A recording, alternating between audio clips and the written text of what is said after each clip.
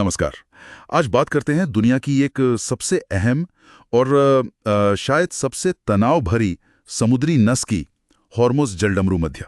हमारे पास जो जानकारी है वो इसकी अहमियत और ईरान के साथ इसके जो पेचीदा रिश्ते हैं उस पर रोशनी डालती है। तो आज हम समझने की कोशिश करेंगे कि आखिर पानी का ये संकरा सा रास्ता दुनिया के लिए इतना ज़रूरी क्यों है और यहाँ हमेशा तनाव क्यों बना रहता है। चलिए इस पर थोड़ी गहरी नज़र डालते हैं। पहले ये बताएं कि ये है कहाँ, इसकी लोकेशन क्या है? जी, ये जो स्ट्रेट है ये फारस की खाड़ी को ओमान की खाड़ी से जोड़ता है और फिर वो आगे अरब सागर से मिलती है।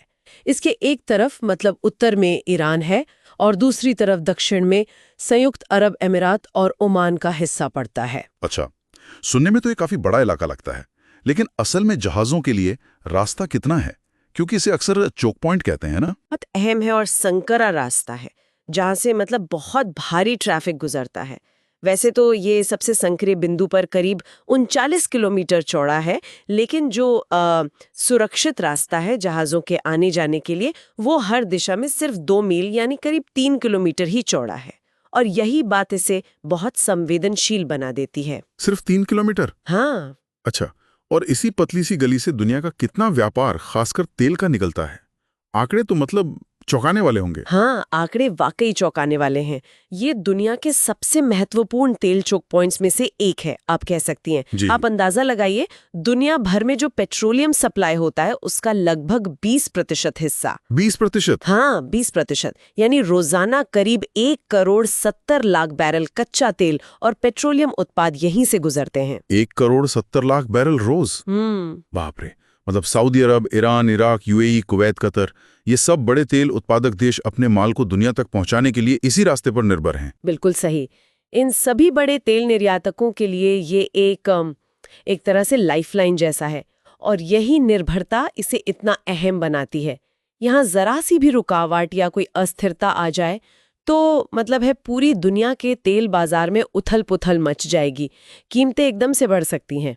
और यहीं पर ईरान की भूमिका अहम हो जाती है। सही है, मतलब यहाँ इतना तनाव क्यों रहता है फिर? हाँ, क्योंकि इस जलडमरू मध्य के उत्तरी तट पर ईरान का नियंत्रण है, जो उसे एक रणनीतिक बढ़त देता है। और इतिहास गवाह है कि जब भी ईरान और अमेरिका या दूसरे खाड़ी देशों के बीच तनाव बढ़ता है तो ईरान की तरफ से इस रास्ते को बंद करने या बाधित करने की धमकियां आती हैं। क्या इन धमकियों को गंभीरता से लिया जाता है? क्या वाकई ऐसा करना ईरान के लिए संभव है या ये सिर्फ दबाव बनाने की रणनीति है? देखिए, पूरी तरह बंद करना शायद बहुत मुश्किल हो, लेकिन सिर्फ खतरा पैदा करना या कुछ समय के लिए रुकावट डालना भी काफी असर डालता है। वैश्विक बाजारों में चिंता तो फैली जाती है और ये सिर्फ खोखली धमकियां नहीं होती। यहाँ ईरान का जो इस्लामिक रेवोल्यूशनरी गार्ड कॉर्प्स है यानी IRGC, हाँ, वो यहाँ मौजूद है और वो इस इलाके में अपनी खास नौसैनिक रणनीति के लिए जाना जाता है, जैसे छोटी तेज नावें, ड्रोन हमले, माइन बिछाना। दूसरी तरफ अमेरिका का 5वां नौसैनिक बेड़ा भी पास में ही बहरीन में स्थित है और यहाँ गश्त करता रहता है। तो ये दोनों ताकतें यहाँ मौजूद हैं, जिससे स्थिति हमेशा मतलब नाजुक बनी रहती है। अच्छा, क्या पहले भी यहाँ इस तरह की तनावपूर्ण घटनाएं हुई हैं? कुछ बड़ी घटनाएं? हाँ, कई बार हुई हैं। सबसे कुख्यात शायद 1980 के दशक का टैंकर वॉर था। हाँ, सुना है उसके बारे में, ईरान इराक युद्ध के समय। जी बिल्कुल। ईरान इराक युद्ध के दौरान दोनों देशों ने एक दूसरे के और यहाँ तक कि तटस्थ देशों के तेल टैंकरों पर भी हमले किए थे। और हाल के सालों में भी, जैसे 2019 में जब अमेरिका ईरान तनाव बहुत बढ़ गया था, तब भी टैंकरों पर कुछ रहस्यमयी हमले हुए थे और ईरान ने एक अमेरिकी ड्रोन भी मार गिराया था।